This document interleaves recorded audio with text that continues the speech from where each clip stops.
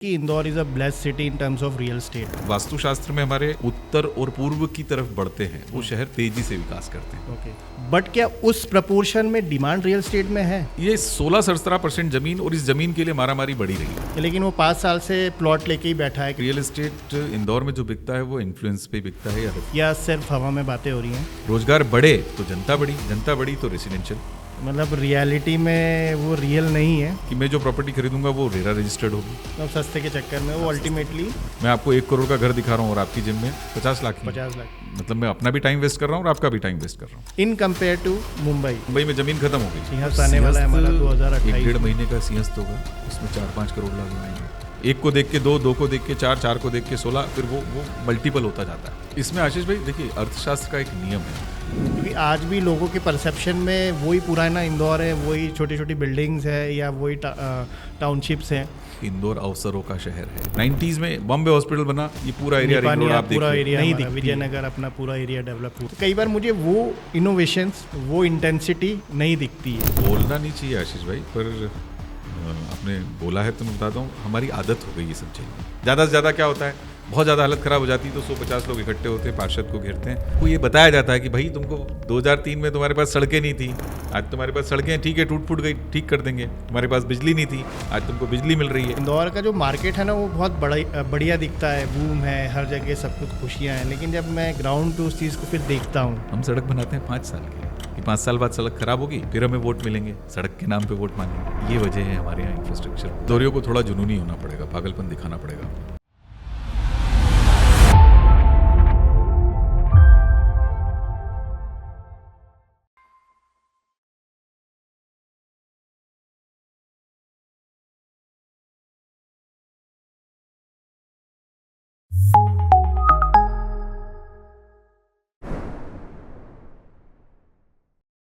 पिछले कई महीनों से रियल एस्टेट मेरा फेवरेट सब्जेक्ट बन चुका है।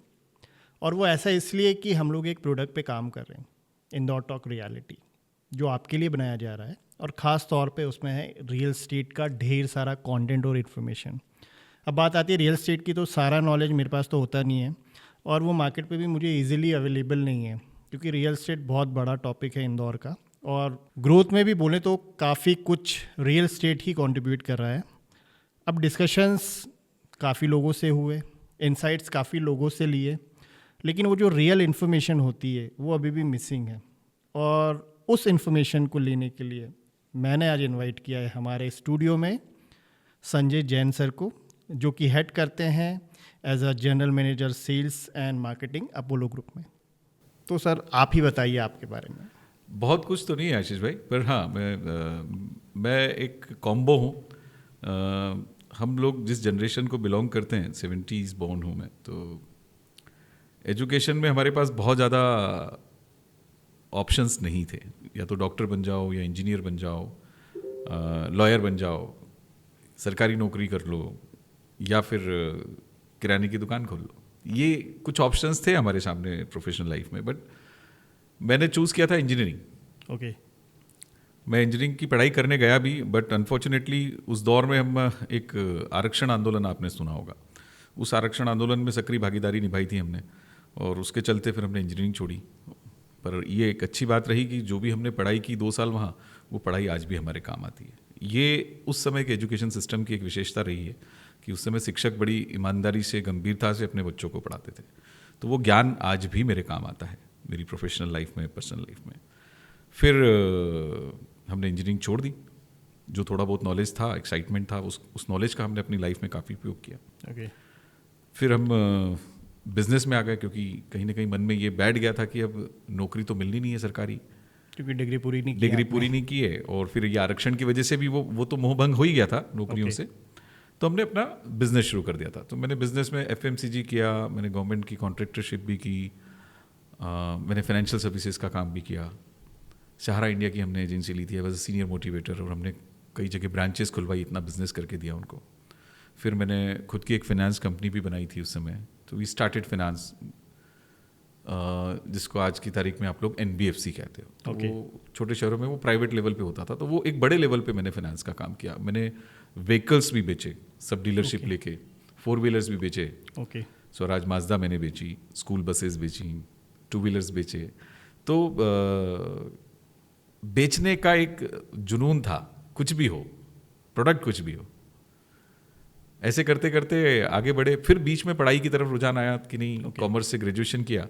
ग्रेजुएशन करने के बाद लगा कॉमर्स भी बड़ी इंटरेस्टिंग चीज़ है यार, बहुत लाइफ में काम आएगी। तो सीए की तरफ इंक्लेशन हो गया। ओके, मैं इंजीनियरिंग से सीधे हाँ 94 में जब ग्रेजुएशन हुआ कंप्लीट, तो लगा कि नहीं यार थोड़ा सा टाइम दे सकते हैं। 20 साल उम्र थी उस समय 94 में जब ग्रेजुएशन हुआ, तो चलो सीए भी कर लेते हैं। सीए की पढ़ाई करने इंदौर आ गए हम 94 में। द डे वॉज 4 मई 1994 जब मैं इंदौर में आया था पढ़ने के लिए। वैसे इंदौर आना जाना लगा रहता था बिजनेस के। अच्छा, बेसिकली आप इंदौर से नहीं हैं? बेसिकली मैं इंदौर से नहीं। ओके। फिर सीए की पढ़ाई शुरू की, उसमें मज़ा आने लगा। ऑडिट्स मिलते थे हमको, टैक्स ऑडिट्स थे, तो वो एक अलग लर्निंग थी। उसका उत्साह, उसका मज़ा अलग था, तो मज़ा आने लगा पढ़ने में। अच्छा, जब आपको मज़ा आता है ना किसी चीज़ में, तो फिर आप उसको और एक्सप्लोर कर सकते हो। मतलब आपका मन होता है और आगे बढ़ते हैं और आगे बढ़ते हैं करने का। तो वो सीए की पढ़ाई करने लगे, अच्छे से पढ़ाई करने लगे। फर्स्ट अटेम्प्ट आया था हमारा 1.5 साल के बाद। अनफॉर्चुनेटली कुछ घर में ट्रेजेडी हुई, ब्रदर का एक्सीडेंट हुआ, तो वो कोमा में चले गए। हमको फिर पढ़ाई छोड़ के वापस घर जाना पड़ा। अगेन 1.5-2 साल हमने सीए में जो आर्टिकलशिप की, जो पढ़ाई की, वो आज भी मेरे काम आती है। टैक्सेशन की, मेरा टैक्स फेवरेट सब्जेक्ट था। तो इनकम टैक्स और सेल्स टैक्स उस ज़माने में चलते थे, ये 2 टैक्सेस डायरेक्ट टैक्सेस में, तो उसको बहुत करीब से मतलब पढ़ते थे। और उसको इतना घोट लिया था कि वो टैक्स लॉ आज भी याद है शायद मुझे। कई लॉ तो मुझे आज भी याद है। तो पुराने एजुकेशन सिस्टम की ये खासियत थी कि हमने जो पुराना पढ़ा है वो अभी भी याद रहता है, जो शायद अभी मिसिंग होता जा रहा है। वो तरीका ऐसा होता था शिक्षकों का पढ़ाने का कि वो आपके दिमाग में कहीं अमिट छप जाता था। मतलब जैसे आप ककहरा है, 1 से 100 तक की गिनती है, पहाड़े हैं, वो सब याद है। क ग घ च च ज ड़, ये हमें याद है। ठीक है, सीक्वेंस हो सकता है हम मिस कर जाएं, बट वो पूरी 12 खड़ी हमें याद है। वो उस तरीके से पढ़ाई गई थी। तो ये एक एजुकेशन सिस्टम था, बट धीरे धीरे ये भी क्रैश हो गया। फिर वो सेमेस्टर आ गया, फिर वो क्वार्टरली आ गया, फिर वो मंथली टेस्ट पे आ गया।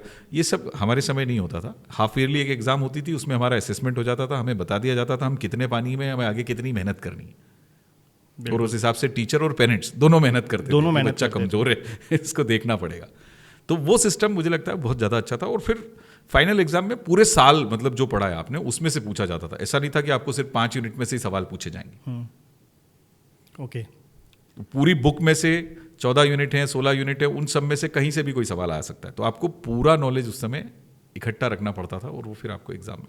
तो सर आपने बात की सवालों की, और सवाल मेरे पास बहुत सारे रियल एस्टेट को लेके, चूँकि पिछले 3 महीने 4 महीने से मैं काफ़ी इंटेंस रियल एस्टेट को लेके एग्रेसिव हूँ, और जानना चाहता हूँ कि इंदौर का जो ग्रोथ हम बता रहे हैं रियल एस्टेट को लेके, वो वाकई में फ्यूचरिस्टिक है, वाकई में जेन्युइन है, या सिर्फ हवा में बातें हो रही हैं?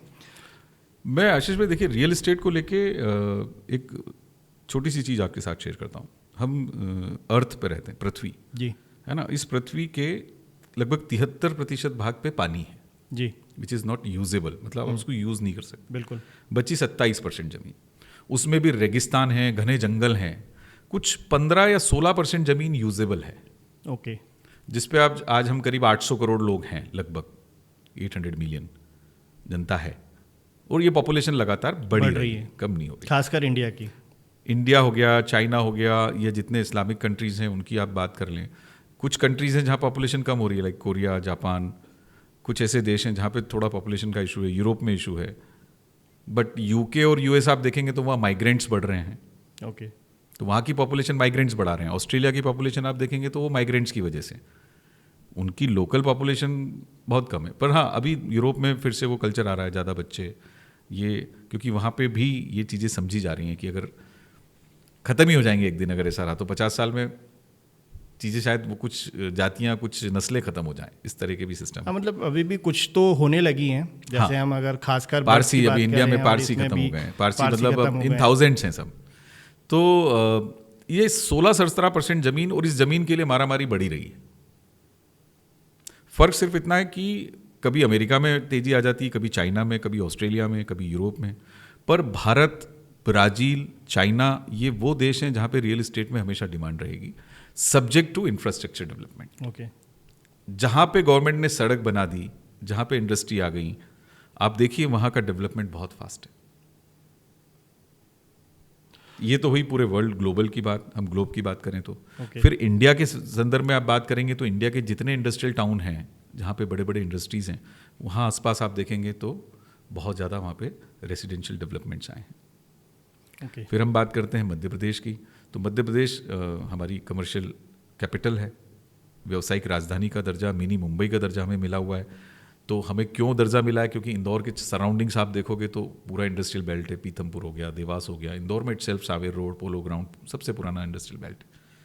इंडस्ट्रियल डेवलपमेंट की वजह से पॉपुलेशन, क्योंकि यहाँ रोजगार का सृजन हुआ, रोजगार बढ़े तो जनता बढ़ी तो रेसिडेंशियल कमर्शियल दोनों की डिमांड आई। अब सर, जैसे मेरा आपसे लास्ट डिस्कशन हुआ था आपके ऑफिस पे, तो आप बता रहे थे कि Indore is a blessed city in terms of real estate. Yes. तो उसका कुछ लॉजिक आपने दिया था, तो वो क्या, वो लिसनर्स को बताएंगे आप वो लॉजिक क्या था? मतलब क्यों इतना तेजी हो रही है इंदौर के लिए? ये जो मैंने रीजन बोले आपको, इंडस्ट्रियलाइजेशन, एजुकेशन, मेडिकल, ये सारी फैसिलिटी इंदौर में लगातार बढ़ती जा रही थी। ये तो हुए आपके जेनेरिक रीजन है ना, जो हर सिटीज में जो होते हैं। हर सिटी के साथ ये कहानी है। इंदौर के साथ एक बहुत अच्छा प्लस पॉइंट है, एक वास्तुशास्त्र में हमारे एक बहुत अच्छी चीज़ लिखी हुई है कि जिन शहरों का विकास या जो शहर उत्तर और पूर्व की तरफ बढ़ते हैं वो शहर तेजी से विकास करते हैं। ओके।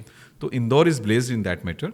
हमारे अगर आप आज से 25-30 साल पहले चलेंगे, 90 के दशक के आसपास, तो AB road was outer, Vijaynagar पे चौराहा होता था, है ना, मतलब यहाँ लोग आते ही नहीं थे। फिर 90s के बाद 94-95 में रिंग रोड बना, ईस्टर्न रिंग रोड जिसे हम बोलते हैं आज। तो ईस्ट में एक रोड और बना, तो शहर खिसक गया 2 किलोमीटर और आगे, रिंग रोड पे शिफ्ट हो गया, है ना। तो रिंग रोड और बाईपास के बीच में लगभग 2 से 3 किलोमीटर का फासला है। तो ये 95 दिग्विजय सिंह साहब का शासन था शायद उस समय ये रिंग रोड चालू हुआ था। फिर रिंग रोड पे बॉम्बे हॉस्पिटल आया, बॉम्बे हॉस्पिटल की वजह से तमाम सारी टाउनशिप्स आई, चिकित्सक नगर, महालक्ष्मी नगर, तुलसी नगर, और भी बहुत सारे नाम हैं। फिर 2003-04 में बाईपास आ गया, 3-4 में बाईपास आया, उसके साथ साथ फिर ओमेक्स, डीएलएफ, ये तमाम सारे दिल्ली के जो बड़े डेवलपर्स थे ये लोग आ गए। अब जो अभी एग्जिस्टिंग बाईपास है उससे कुछ 5 किलोमीटर आगे, 7 किलोमीटर आगे एक रिंग रोड बनाने की बात हो रही है। देन अगेन रिंग रोड बन रहा है हाँ, के लिए। तो वो शुरू यहीं से हो रहा है। अगर आप देखोगे तो ईस्टर्न पार्ट में काफी सारा हिस्सा इन्होंने बना दिया। ओके, मतलब शुरुआत हमेशा ईस्ट से होती है, शुरुआत हमेशा ईस्ट से हो रही है। आपने वेस्ट की अगर आप बात करोगे तो वेस्टर्न रिंग रोड के अलावा अभी अब कोई फर्दर अभी डेवलपमेंट नहीं है। ओके, मतलब कह सकते हैं कि जो सबसे तेजी जिस एरिया में हम, उस एरिया में लोकेटेड हैं अभी इंदौर के। पर हो सकता है आने वाले समय में हम सेंट्रल में हो जाएं, जिस हिसाब से बाईपास डेवलप हो रहा है। बाईपास से लगभग 5-7 किलोमीटर अंदर तक टाउनशिप बन गई है, और बनने के साथ 2-3 किलोमीटर के रेडियस में तो लोग रहने भी पहुंच गए। ऐसे कई टाउनशिप्स हैं जिनके डीएलएफ आप देख सकते हैं, ओमेक्स आप देख सकते हैं, गोल्फ हमारी जो है टाउनशिप वो देख सकते हैं। तो वहाँ वो बाईपास से लगभग 2-3 किलोमीटर अंदर है, और वहाँ अच्छी बसावट है। अच्छा सर, मैं एक चीज़ और देख रहा हूँ कि प्रोजेक्ट्स काफ़ी आ रहे हैं, टाउनशिप्स काफ़ी आ रही हैं, बिल्डिंग्स काफ़ी आ रहे हैं, लेकिन क्या वो डिमांड इंदौर में है? इन टर्म्स ऑफ अगर मैं दूसरे पर्सपेक्टिव से बात करूँ तो जॉब अपॉर्चुनिटीज़, आप कह रहे हैं कि जॉब्स हैं इंदौर में, बट क्या उस प्रपोर्शन में डिमांड रियल स्टेट में है?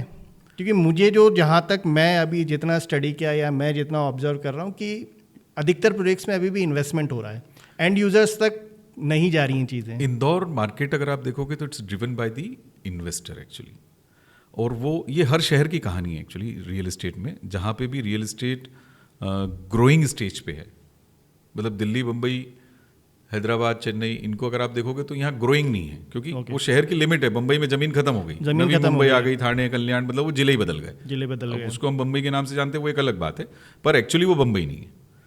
वैसे ही अब इंदौर के साथ प्लस पॉइंट क्या है कि इंदौर के सराउंडिंग लैंड बहुत है। अगर आप देखोगे पिछले 15 सालों में हमने पहले 13 गांव मिलाए थे, अब 29 गांव मिलाने की, फिर 29 गांव मिलाए हमने। उस टाइम गांव ही होता था, जिस एरिया में आज शहर पूरा बस रहा है। और अभी 79 विलेजेस को हम इंदौर में मर्ज कर देंगे। फिर हम मेट्रोपॉलिटन सिटी की बात कर रहे हैं, जिसमें हम सावेर को, देवास को, हाथोद को, महू को, और भी छोटे छोटे जो 100-125 गांव हैं या जो कस्बों जो शहरी सीमा से लगे हुए हैं, उनको मिक्स करके हम एक बड़ा शहर बनाने की बात कर रहे हैं। अभी जितनी अर्बन प्लानिंग गवर्नमेंट कर रही है उसमें वो प्लान कर रहे हैं कि 2045 या 2050 तक हम कहीं भी 1 करोड़ क्रॉस हो जाएंगे इंदौर की पॉपुलेशन। तो अभी कुछ बाहरी देशों से भी हमने आर्किटेक्ट्स बुलाए थे जो अर्बन प्लानर्स हैं, उनकी कोई मीटिंग हुई थी इंदौर में, तो दे वे रेज्यूमिंग कि हम कहीं भी 1.25 करोड़ के आसपास होंगे अगले 25 सालों में। मतलब प्लानिंग दोनों लेवल्स पे चल रही है। जो प्राइवेट एंटिटीज़ वो तो अपना कंस्ट्रक्शन और प्रोजेक्ट्स पे काम कर रहे हैं, वहीं अगर गवर्नमेंट की बात करें तो वो इंफ्रा रिलेटेड क्योंकि जो मैं ऑब्जर्व कर रहा हूँ इंदौर की जो एकदम ड्रास्टिक ग्रोथ हुई है वो अनएक्सपेक्टेड थी, और कोविड के बाद तो खास तौर पे हुई है। तो उसके रीजंस क्या रहे हैं? मतलब आज एज अ रियल्टर आप क्या देखते हैं कि क्यों इंदौर लोग ज़्यादा मूव करते हैं अब? इंदौर की तासीर, इंदौर का कल्चरल, अगर आप हिस्ट्री देखेंगे तो इंदौर एक सांस्कृतिक शहर है मध्य भारत का, काफ़ी लोकप्रिय है और क्लाइमेट बहुत अच्छा है, मिट्टी बहुत अच्छी फर्टाइल है ना। तो यहाँ का पानी, यहाँ की आबो हवा, यहाँ की मिट्टी ये अट्रैक्ट करती है, फिर चाहे वो इंडस्ट्रियलिस्ट हो, चाहे मैं छोटा सा व्यापारी हूँ या मुझे नौकरी करनी हो, ओके, है ना। तो इंदौर का अगर आप पिछले 30-35 सालों का अगर आप हिसाब देखेंगे तो पहले हम एजुकेशन हब बने, फिर धीरे धीरे पहले हम इंडस्ट्री हब थे। इस जमाने में हमारे यहाँ बड़ी बड़ी मिलें हुआ करती थी, है ना? और ये सब हुआ फिर मिलों के बाद हमारे यहाँ डेडिकेटेड इंडस्ट्रियल एरिया बने जिसमें स्टील प्लांट्स भी आए, बहुत सारी तरह की इंडस्ट्रीज आई, छोटी बड़ी सब मिला के। और आज नाम है इंदौर का, काफ़ी कुछ हम ऑटोमोबाइल में अच्छा कर रहे हैं, पीतमपुर एक पूरा डेट्रॉइट है हमारा। हाँ, तो ये एक प्रोसेस थी, इंडस्ट्रियलाइजेशन हुआ, इंडस्ट्रियलाइजेशन की वजह से पॉपुलेशन आई, पॉपुलेशन की वजह से आपके यहाँ एजुकेशन आया। Indore is the only city जहाँ IIM IIT दोनों हैं। फिर एजुकेशन के साथ साथ मेडिकल फैसिलिटीज़ बढ़ने लगी, आज काफ़ी सारे कॉर्पोरेट हॉस्पिटल्स हैं, गवर्नमेंट के हॉस्पिटल्स तो हैं ही, प्लस कॉर्पोरेट के हॉस्पिटल्स भी हैं। और जो छोटे शहर में लोग होते हैं ना, उनको ये सब फैसिलिटी मिलती नहीं, तो ये सुविधाओं की वजह से एक अभी सर जो भी आपने जितने भी एग्जांपल्स बताए ये मास लेवल के एग्जांपल्स थे। जैसे टेक्सटाइल की बात करें तो ये पूरी की पूरी इंडस्ट्रीज एस्टेब्लिश हुई। जब आप बात कर रहे हैं प्रोडक्शन की तो जो बता रहे हैं पीतमपुर पूरा एस्टेब्लिश हुआ, लेकिन मुझे कहीं भी अभी ऐसा नहीं लगता कि कुछ ऐसी हैवी या बड़ी स्केल की इंडस्ट्री इंदौर में एस्टेब्लिश हो रही है। IT की अगर आप बात करते हैं तो बहुत इतनी बड़ी इंडस्ट्री नहीं है जितनी in compare to Bangalore Hyderabad. तो ये जो बूम आ रहा है, लोग बोलते हैं कि इंदौर जाना है, इंदौर जाना है, तो इंदौर में कंपेरेटिवली जॉब अपॉर्चुनिटीज़ उस प्रपोर्शन में मुझे नहीं दिखती हैं जिस प्रपोर्शन में रियल एस्टेट को प्रोजेक्ट किया जा रहा है। हर जगह प्रोजेक्ट्स आ रहे हैं, हर जगह टाउनशिप्स आ रही, बड़े बड़े एरियाज़ बन रहे हैं। तो बस मुझे वो एक गैप जो लग रही है, वो ये आपको गैप इसलिए लग रहा है कि आप रियल एस्टेट से सीधे सीधे नहीं जुड़े हो, है ना। हम सीधे जुड़े हैं।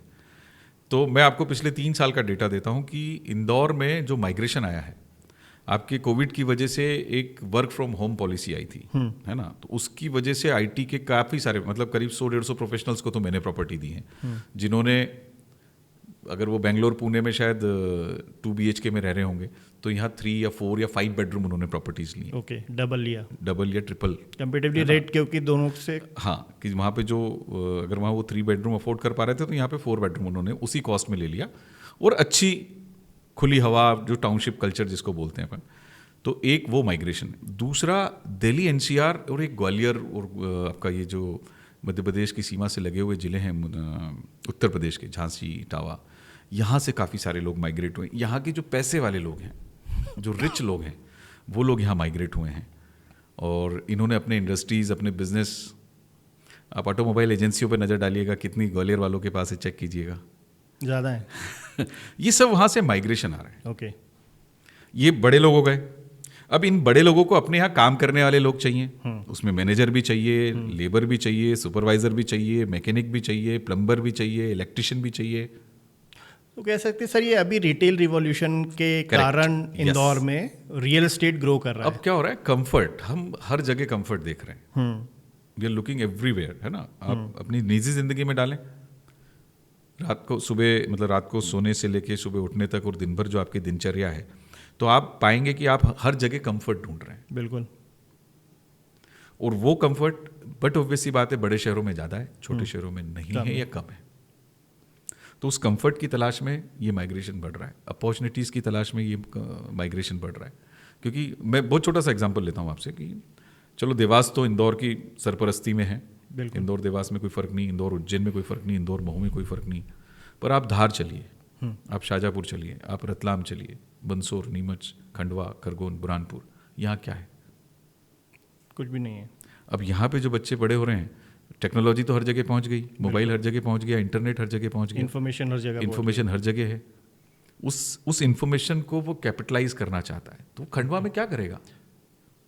बिल्कुल। अगर वो एक IT प्रोफेशनल बनना चाहता है तो वो कहाँ जाएगा? अपॉर्चुनिटी खंडवा में तो नहीं है। तो वो उस अपॉर्चुनिटी की तलाश में यहाँ आएगा।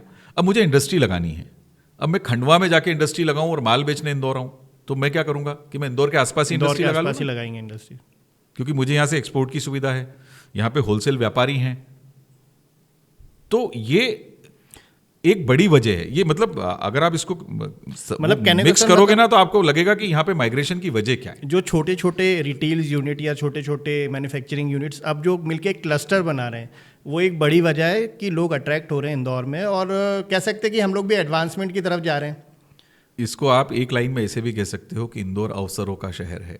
हर आदमी के लिए अवसर है, वो उसे गर्व कर ले, उसे पहचान ले कि वो क्या कर सकता है उसकी क्षमता के अनुसार, और वो कर सकता है क्योंकि यहाँ पे एब्जॉर्शन है। आप छोटा उद्योग लगाओ, बड़ा उद्योग लगाओ, आपके पास सारी चीज़ें हैं यहाँ पे, और उसको खपाने की क्षमता भी है हमारे पास। हम एक्सपोर्ट कर सकते हैं, हम पूरे इंडिया में सेंट्रली लोकेटेड हैं, हम कई सारे स्टेट में हम सप्लाई करते हैं। मेरे कई दोस्त हैं जो छोटे छोटे यूनिट्स हैं जिन्होंने कुछ प्रोडक्ट बनाए, कोई ऑनलाइन बेच रहा है। ऑनलाइन से काफ़ी एक ट्रेंड, एक बहुत बड़ा, मतलब ये सेगमेंट अछूता है, लोगों को पता ही नहीं इंदौर से क्या क्या सप्लाई हो रहा है।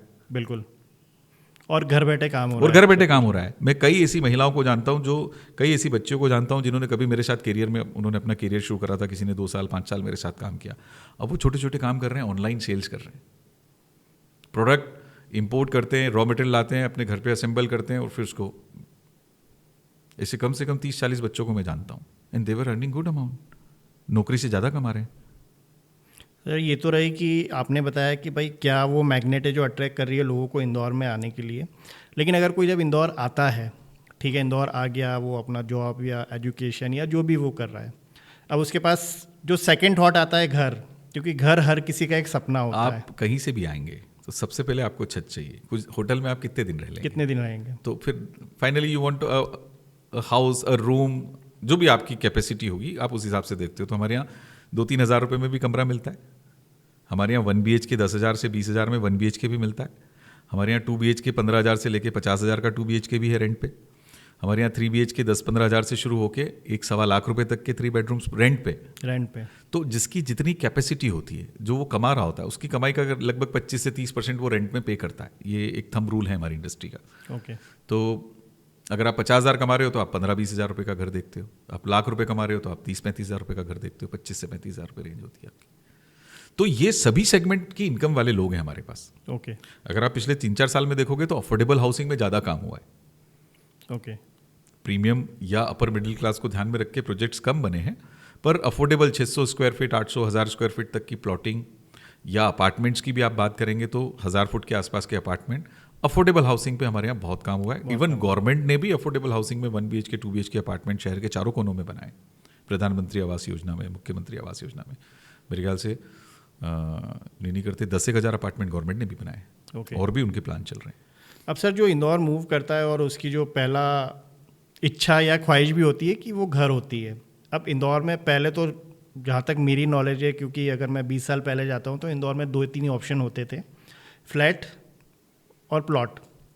लेकिन अब जो आपने अभी मल्टी वैरायटी मुझे बताई है, तो उसके हिसाब से अभी इंदौर में क्या क्या रियल एस्टेट की अपॉर्चुनिटीज़ हैं या क्या क्या ऑप्शंस अब अवेलेबल हैं एक एंड यूज़र के लिए? एंड यूज़र के लिए अगर आप बात करते हो तो देखिए, प्रोडक्ट हमारे पास वही 2 हैं। मतलब जब आप रेजिडेंशियल प्रोडक्ट की बात करते हैं तो हमारे पास या तो प्लॉट्स हैं या अपार्टमेंट्स हैं। अब प्लॉट पे आप घर बना के बेच दो तो वो रो हाउसिंग में आ जाता है। ओके। है ना? तो प्लॉट पे you can make a multiple product, you can make a floor, कि आपने एक प्लॉट पे 4 फ्लोर बना दिए और एक फ्लोर बेच दिया। ये आपका NCR का कंसेप्ट है, वहाँ पे फ्लोर बड़ा पॉपुलर मॉडल है। तो वो अभी हमारे इंदौर में पॉपुलर नहीं है, बट सिटी में अब ये शुरू हो गया है कि 4000 फुट का पुराना प्लॉट है, उस पर G+3 बनाया, 4 फ्लोर बनाया, 4 लोगों को बेच दी। तो वो फ्लोर कंसेप्ट भी आ रहा है। अभी भी इंदौर चूंकि अफोर्डेबल है प्राइस वाइज और लैंड इज अवेलेबल, तो अभी भी हमारे यहाँ उस मानसिकता के लोग ज़्यादा हैं कि अपनी छत और अपनी ज़मीन। Okay. They are more inclined towards plotting projects. Towards plotting. इसलिए आप देखो कि चारों तरफ प्लॉटिंग प्रोजेक्ट्स की बाढ़ है। प्लॉटिंग प्रोजेक्ट ज़्यादा बढ़ रहे हैं इंदौर में, इन कंपैरेटिवली हाई राइज बिल्डिंग बोलें या अपार्टमेंट्स बोलें। थॉट प्रोसेस वही है कि अपनी ज़मीन अपनी छत। सर प्लॉटिंग प्रोजेक्ट की अगर मैं बात करूँ तो वो लंबे होते हैं थोड़े प्रोजेक्ट्स, और उसमें क्या एक इंफ्रास्ट्रक्चर हमें दोनों पार्टीज से लगता है, गवर्नमेंट से भी लगता है, वेरेस प्राइवेट एंटिटीज से भी लगता है। अब जो मैं जितना स्टडी किया या जितना घूमा या इतना देखा कि वो जो प्रोजेक्ट्स है काफ़ी डिलेड हो रहे हैं और उसकी कंप्लेंट्स अथॉरिटी तक भी जा रही हैं। तो अगर अब उसने सपना तो देखा था घर लेने का, लेकिन वो 5 साल से प्लॉट लेके ही बैठा है क्योंकि डेवलपमेंट है नहीं आसपास, तो उस चीज़ में फिर वो कैसे रिजॉल्व करे अपने इस इश्यूज़ को, क्योंकि आज भी वो फिर वो किराए के घर में रह रहा देखिए है। रियल इस्टेट को लेके ये एक बड़ा प्रॉब्लम है इंदौर में, इसमें कोई दो राय नहीं। और उसकी एक बड़ी वजह ये कि नॉलेज, जो बायर होता है वो क्या बोलते हैं आप उसको, लुभावने जो वादों में आ ऑफर्स जाता होते हैं कि प्लॉट पे आपको अल्टो फ्री, एक्टिवा फ्री, सोने का सिक्का फ्री, और वो उन लुभावने उसमें फंस जाता है। और उसको जो सब्ज बाग दिखाए जाते हैं, जो ब्रोशर दिखाया जाता है, जो ऑडियो वीडियो विजुअल्स दिखाए जाते हैं, तो उसको लगता है नहीं यार यही मेरा ड्रीम घर है, ये भी बन जाएगी तो ऐसे दिखेगी। पर इन सब सब्ज बागों के बीच में वो जो सबसे इंपॉर्टेंट चीज़ है इंफ्रास्ट्रक्चर की, हम बसावट कैसे होगी, यहाँ स्कूल बस आएगी नहीं आएगी, मार्केट का क्या होगा, स्कूल कहाँ है, हॉस्पिटल कहाँ है, मार्केट कहाँ है, वो ये सारी चीज़ें इग्नोर कर जाता है। एक कारण होता है सस्ता, वो कहावत है सस्ता रोए बार बार और महंगा रोए एक बार। तो ये वो वाला हिसाब है कि वो सस्ते के चक्कर में फंसता है। तो जैसे आप कपड़े खरीदते हो, जूते खरीदते हो, नो डाउट आप अपनी हैसियत से खरीदते हो, पर उसमें आप बारीकी करते हो, ब्रांड देखते हो, प्राइस देखते हो, क्वालिटी पहन के देखते हो, फिटिंग चेक करते हो, तो उसमें आपके एक पैरामीटर्स हैं। बट रियल एस्टेट में there is no such parameters from buyer side. जो ब्रोकर है या जो कंपनी का सेल्समैन है, वो जो उसको समझाता है वो उसी रो में चला जाता है। तो सर कहीं ना कहीं आपको नहीं लगता इसके पीछे इन्फॉर्मेशन की भी कमी बहुत है? Lack of information in real estate, ये मैं फील करता हूँ। और इसका फ़ायदा जो गलत लोग हैं, गलत इंटेंशन के साथ रियल एस्टेट इंडस्ट्री में हैं, वो लोग उठाते हैं। और अगर मैं बोलूँ कि suppose I am a buyer and I need a property which मैं उसमें मूव हो जाऊँ इजीली कि 1 साल 2 साल में, तो मुझे वो राइट प्रॉपर्टी में कैसे आइडेंटिफाई करूँगा? आप बता रहे कि एब्सेंस ऑफ इन्फॉर्मेशन है, लोग फ़ायदा उठा रहे हैं, लोग ऑफर्स डाल रहे हैं, तो इसके लिए फिर आपका कुछ एक कम्युनिटी मॉड्यूल होगा, जैसे हर चीज़ के लिए कुछ ना कुछ एक कम्युनिटीज़ होती हैं, एसोसिएशंस होती हैं। गवर्नमेंट ने ऐसा एक प्रयास किया था रेरा बना के, okay, real estate regulatory act, कि साहब जो प्रोजेक्ट रेरा से रजिस्टर्ड हो आप उसी में प्रॉपर्टी खरीदें। ओके। और हर शहर में, मतलब जो बड़े शहर हैं बी टाउन और ए टाउन, यहाँ पे जो रियल्टर्स हैं या जिनको आप ब्रोकर्स कहते हैं, उनकी कई एसोसिएशंस हैं। ओके। कुछ रिनोन्ड हैं, कुछ लोकल लेवल पे हैं। तो ये जो लोग हैं ये संगठित होकर काम करने का जरूर प्रयास कर रहे हैं, पर अब इसको कितनी सफलता मिलती है, क्योंकि अभी शुरुआत ही हुई है संगठित होने की सेक्टर की। ओके। अब गवर्नमेंट भी ये कहती है, रेरा ये कहता है कि साहब आप रेरा रजिस्टर्ड ब्रोकर के थ्रू ही डील करें। ओके। तो ये अवेयरनेस जब रेरा लागू हुआ था तो अखबारों में काफ़ी विज्ञापन दिए थे, पर उतना शायद प्रचार प्रसार नहीं हुआ। अगर इन चीज़ों का प्रचार प्रसार रेरा करें या बिल्डर्स करें या ब्रोकर एसोसिएशन करें कि भाई सोच समझ के प्लॉट लें, रेरा रजिस्ट्रेशन देखें, उसका डेवलपमेंट देखें, उसकी जो वो सब्जबाग दिखा रहा है उसकी रियलिटी चेक करें, और उसके लिए माध्यम है। और ये ब्रोकर्स और प्रोजेक्ट्स दोनों के लिए एप्लीकेबल होता है रेरा नंबर? सभी के लिए, जो केवल दोनों प्रोजेक्ट्स हैं उनके लिए? बिल्कुल। प्रोजेक्ट्स के लिए आपको रेरा रहना, मतलब अगर आप बिल्डर हैं और कोई प्रोजेक्ट करना चाहते हैं तो आप सारे अप्रूवल्स लेने के बाद आपको रेरा को अप्लाई करना होता है। रेरा जब सेटिस्फाइड हो जाता है तब वो आपको एक रजिस्ट्रेशन नंबर देता है। ओके। अगर आप रेरा रजिस्टर्ड हैं तो मतलब एटलीस्ट एक चेक हो गया कि यार इसने सारे अप्रूवल्स लिए हैं। तो रेरा की वेबसाइट पे जाके जब आप अप्रूवल उस प्रोजेक्ट को देखते हैं तो रेरा उसमें लिखता है, उसमें जितने भी अप्रूवल्स लिए वो सारे अपलोड होते हैं, वो आप चेक कर सकते हो। अगर उसमें कुछ पेंडिंग है तो रेरा लिखता है कि this is pending. And what about brokers और realtors? Same thing with the realtors. RERA अपने साथ ब्रोकर्स को भी रजिस्टर्ड करता है। ओके। और अभी तो हमारे यहाँ कोई चेक नहीं है, उसमें कोई क्वालिटी चेक नहीं, बट महाराष्ट्र में शुरू हो गया है। वो एग्जाम लेते हैं ब्रोकर्स की कि आपके पास कितना नॉलेज है, रियल एस्टेट के बारे में आप कितना जानते हो। वो अभी हमारे यहाँ सिस्टम नहीं है, बट मुझे लगता है जल्दी वो भी आ जाएगा। मतलब कुल मिला के एक वो आईडी कार्ड है, जैसे हम बोलते हैं ना कि अगर आपके कोई भी डिलीवरी पार्सल के लिए आया है, अगर वो कुछ ऐसा लग रहा है तो आप उसका आईडी कार्ड चेक करें। Correct. So it is ID card of a broker और रियल्टर कि ये क्या माल आपको बेच रहा है। ऑथेंटिकेशन है वो। उस प्रोजेक्ट की जानकारी भी साथ ही साथ आपको उस रेरा पे मिल जाएगी वेबसाइट पे। 100%। ओके, तो ये एक अच्छा चेक है सर। काफ़ी लोगों को पता नहीं होता, नहीं पता है, और फिर क्या होता है जल्दी में होते हैं और ये डिसीजन कुछ ऐसे होते हैं कि कई बार इन्फ्लुएंशियल भी होते हैं कि उसने बोला तो मैंने ले लिया, या उसने लिया तो मैंने भी ले लिया। मैं आपको सच बताऊं, रियल एस्टेट इंदौर में जो बिकता है वो इन्फ्लुएंस पे बिकता है या रेफरल पे बिकता है। मैंने आशीष भाई को एक प्रॉपर्टी बेची, आशीष भाई से मेरे अच्छे रिलेशन हो गए, आशीष भाई को मेरा व्यवहार जम गया, मेरी दोस्ती हो गई। नाउ आशीष भाई गिविंग मी 4 लीड्स, फिर वो 4 और आशीष भाई को अपना कमीशन मिल जाएगा। ये भी एक सिस्टम होता है, बट रेफरल्स जिसको हम बोलते हैं कि एक सेटिस्फाइड जो कस्टमर होता है वो आपको 4 लोग, ये मॉडल चलता है, ये मॉडल चलता है। ये हर बिजनेस में है। रिटेल बिजनेस में अगर आप देखेंगे, आपको किसी रेस्टोरेंट में गए, खाना बहुत अच्छा लगा, आप 4 लोगों से बात करते हो, और यार वहाँ टेस्ट करना, उसकी कॉफ़ी बहुत अच्छी है, उसका चाय बहुत अच्छा है, उसका ये बहुत अच्छा है, उसका खाना बहुत अच्छा है। आप कपड़े लेने गए, और क्या स्टफ़ आया, देखना यार बहुत अच्छी अच्छी चीज़ आई हैं उसके यहाँ। तो ये एक माउथ पब्लिसिटी, फ्री की जो पब्लिसिटी होती है, इसका बेनिफिट मिलता है। पर ये कब मिलता है? जब आप सेटिस्फाइड हो, जब आप अपने क्लाइंट्स को सेटिस्फाइड करते हो तब।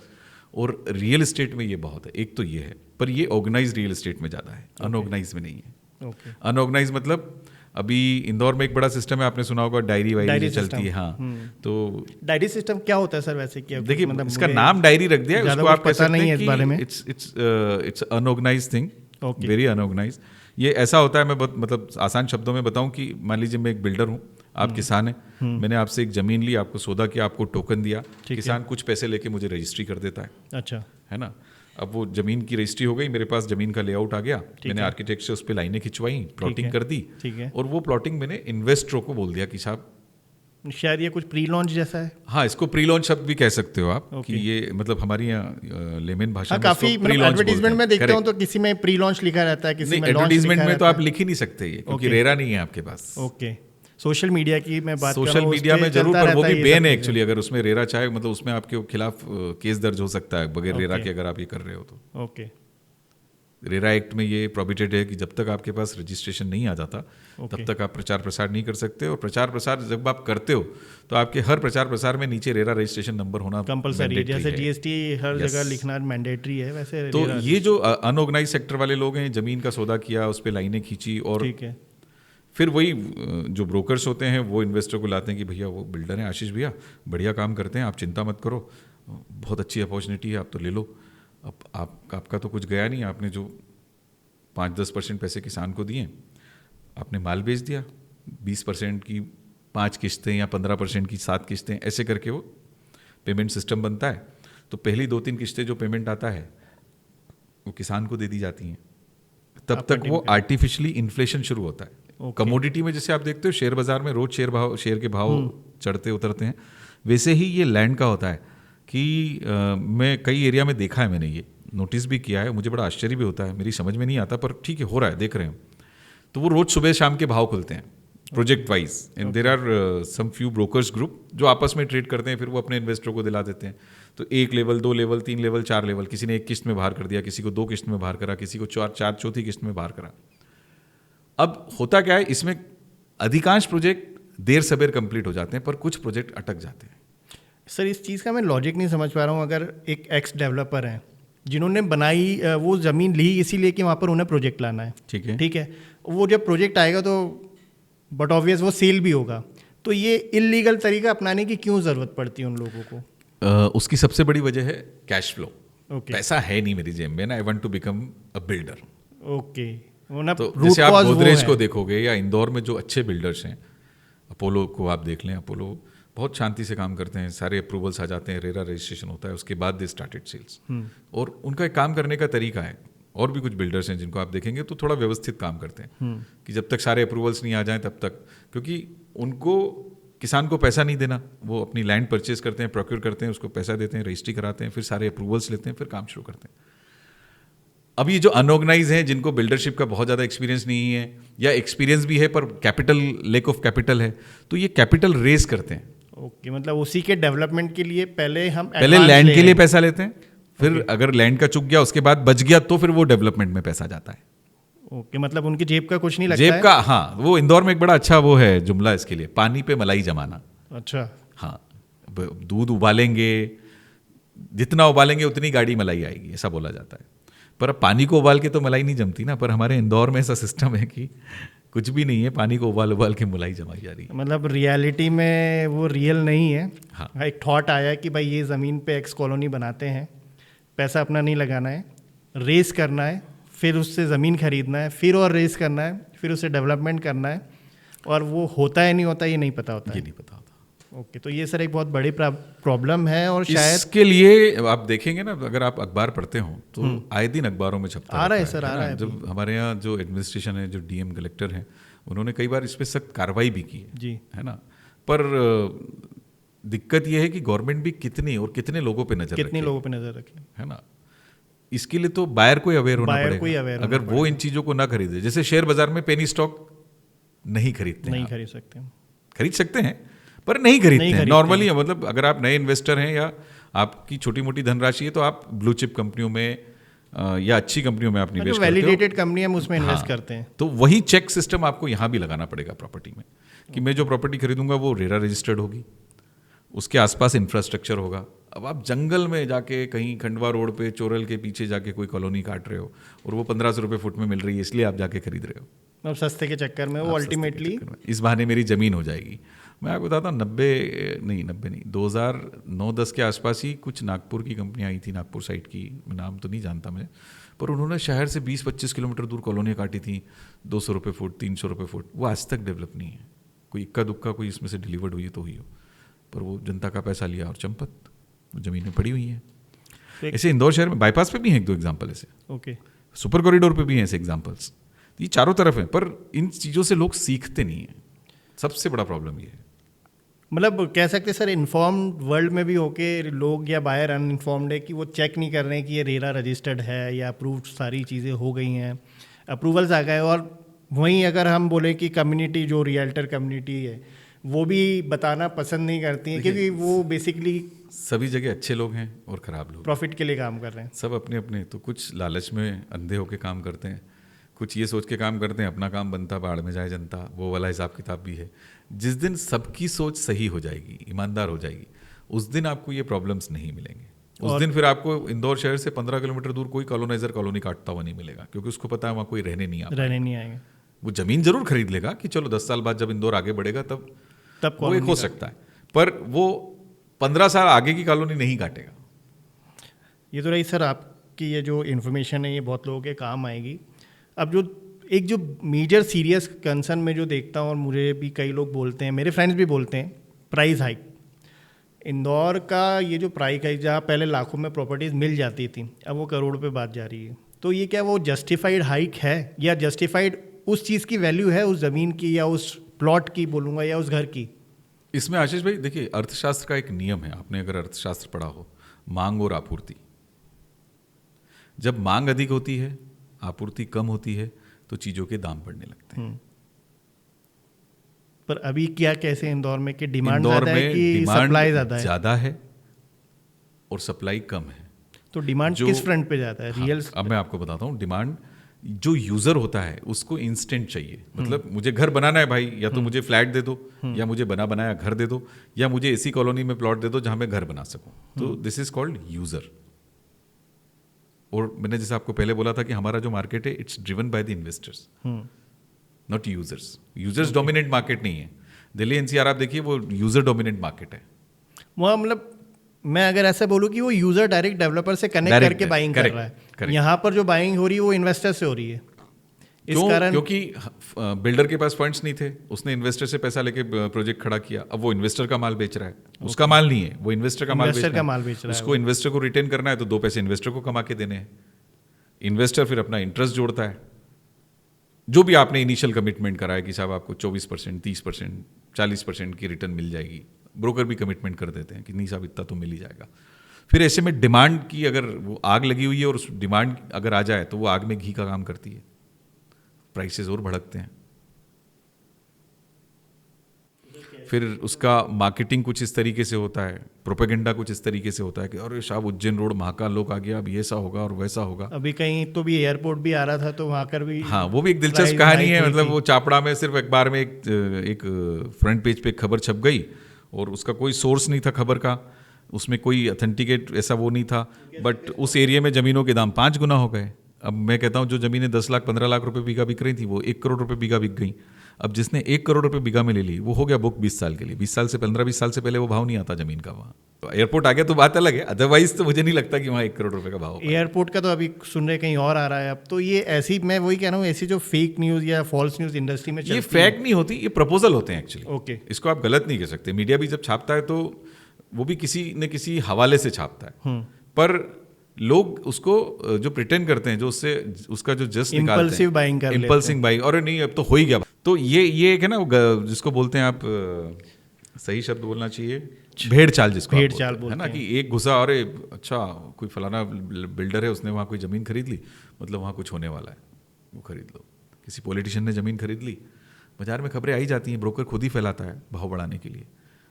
तो अरे उधर तो फलाने नेता ने बहुत माल खरीदा, कुछ आने वाला है, तो मालूम पड़ा उस एरिया में आग लग गई, महीने भर में 3 गुना भाव हो गए। महाकाल लोक का देखिए ना, आप उज्जैन रोड और खंडवा रोड इंदौर के सबसे डल एरिया थे इन terms of the real estate, और आज आप देख लो। अब उज्जैन रोड का तो अभी बता रहे हैं कि वो 8 लेन हो रहा है, एक उज्जैन को एयरपोर्ट से कनेक्ट करने के लिए एक अलग से रोड बन रही है। वो रोड बननी शुरू हो गई है, पर उस रोड पे भी टाउनशिप आ गई है। सिंहस्थ आने वाला है हमारा 2028 1-1.5 महीने का सिंहस्थ होगा, उसमें 4-5 करोड़ लोग आएंगे। उन 4-5 करोड़ लोग स्थायी रूप से तो यहाँ बसने आ नहीं रहे हैं। बिल्कुल। तो फिर प्रॉपर्टी हाइक क्यों हो जाती है उस एरिया वो कारण वही तो है ना, आप उज्जैन रोड की लहर चल रही है, हर ब्रोकर उज्जैन रोड, एक समय था सुपर कॉरिडोर, अब सुपर कॉरिडोर पे टीसीएस इन्फोसिस आ गया। क्या हाल है आज सुपर कॉरिडोर के? हाँ, सुपर कितनी बसावट आ गई, खाली पड़ा है अभी भी, क्योंकि इंफ्रास्ट्रक्चर नहीं है, स्कूल नहीं है, कॉलेजेस नहीं है, मार्केट वैसे डेवलप नहीं है, रोड्स उतनी नहीं है कनेक्टिंग। तो मैं यही कहता हूँ कि भाई आप कोई भी प्रॉपर्टी ले रहे हो तो पहले इंफ्रास्ट्रक्चर चेक करो कि वहाँ आने जाने का रास्ता है कि नहीं, वहाँ मार्केट है कि नहीं, हॉस्पिटल नज़दीक है, स्कूल नज़दीक है, जो बेसिक नीड्स हैं। आप तो काम पे निकले तो आप 25 किलोमीटर आप इंदौर से देवास चले जाओ, मऊ चले जाओ, उज्जैन चले जाओ, आपको प्रॉब्लम नहीं है। पर आपके पीछे आपकी फैमिली है, बच्चों को स्कूल जाना होता है, गृहिणियों को घर का सामान लेना होता है, घर में अगर बुजुर्ग हैं, कभी मेडिकल हेल्प की ज़रूरत पड़ गई, तो वो ये सारे पॉइंट्स हैं। अब आप देखेंगे इंदौर के डेवलपमेंट में जहाँ जहाँ ये चीज़ें बनी, वो एरिया तेजी से डेवलप हो गए। 90s में बॉम्बे हॉस्पिटल बना, ये पूरा एरिया रिंग रोड आप देखिए, पूरा एरिया हमारा विजयनगर अपना पूरा एरिया डेवलप हुआ। जहाँ जहाँ हॉस्पिटल्स आते गए, स्कूल्स आते गए, वो एरिया आप आज देख लो उनके क्या हाल हैं। और जो एरिया में आज स्कूल, हॉस्पिटल, मार्केट्स नहीं है, उनके हाल आप समझ लीजिए। आज से 25 साल पुराने डेवलपमेंट्स में आपको बता सकता हूँ, जहाँ पे ये बेसिक चीज़ें नहीं है तो वहाँ प्राइस नहीं है। तो कुल मिलाकर सर, जो एक बायर इंदौर मूव किया है या उसे अपना घर लेना है इंदौर में, तो उसको वो ऐसे 5 मेजर पॉइंट जो हैं, वो मेजर जो चेक्स हैं, सबसे पहले तो आपने बताया कि प्रॉपर्टी रेरा रजिस्टर होनी चाहिए। बिल्कुल 100%। सेकंड, आपको ये चेक करना है कि आप जिससे ले रहे हैं वो भी रेरा रजिस्टर होना चाहिए ब्रोकर। बिल्कुल कोशिश करें। अगर आप किसी नॉन रजिस्टर्ड ब्रोकर से लेते हैं तो उसकी कोई लाइबिलिटी नहीं है, वो तो हाथ झाड़ सकता है। बिल्कुल।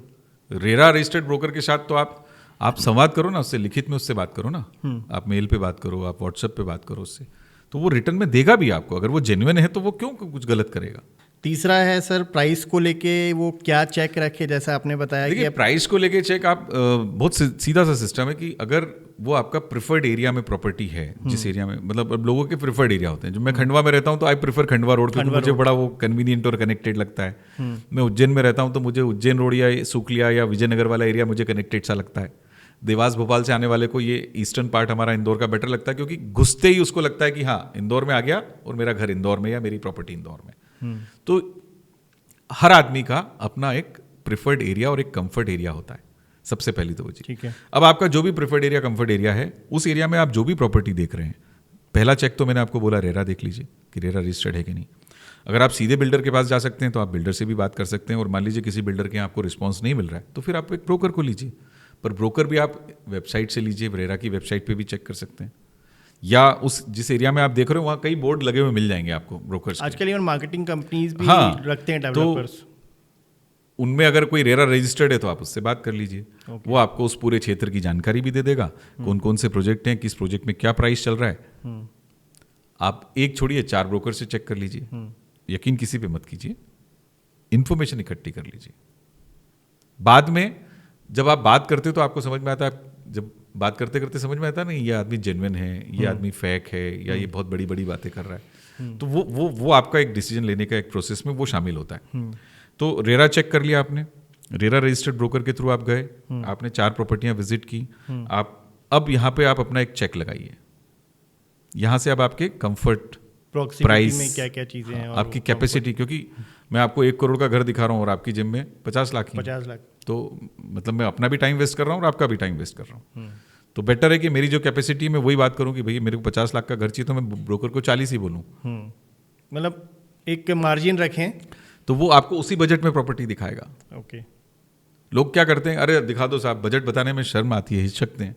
नहीं होना चाहिए, आप अपनी जो हैसियत है उस हिसाब से बात करो ना, क्या दिक्कत है भाई। 1 करोड़ का घर देख के और आपके मन में डिज़ायर जाग जाती है, फिर वो नहीं मिलती है तो फिर आपके मन में फ्रस्ट्रेशन बढ़ता है, अरे ये तो महंगाई बहुत है। ऐसा नहीं है। और उसके चक्कर में एक इकोसिस्टम जो पूरा इंदौर का, उसके लिए एक नेगेटिविटी आती है कि इंदौर में घर महंगे हैं, प्रॉपर्टी महंगी होती है। एक्चुअली ऐसा नहीं है, क्योंकि अभी वो माहौल अब धीरे धीरे बन रहा है। मुझसे कई लोग पूछते हैं बाहर, ये परसेप्शन है। देखिए मैं मतलब इसको एक कोरिलेट करता हूँ गोल्ड से। 24 कैरेट गोल्ड होता है वो सबसे महंगा होता है, 22 कैरेट उससे सस्ता है, 20 कैरेट उससे सस्ता है, 18 कैरेट उससे सस्ता है, 16 कैरेट उससे सस्ता है।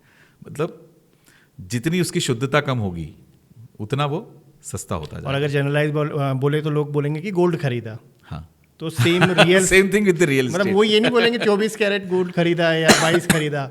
सेम रियल स्टेट में भी वो चीज़ लागू होती है। बिल्कुल सर, ये तो रही एक रिटेल पर्सपेक्टिव से सारी बातें।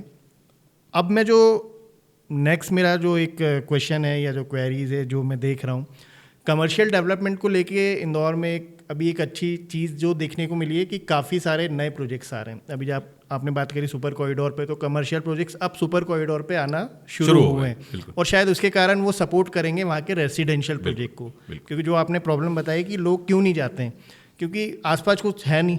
अब आपको ट्रैवल करना है तो सुपर कॉरिडोर से हर चीज़ के लिए आप विजयनगर नहीं आ सकते।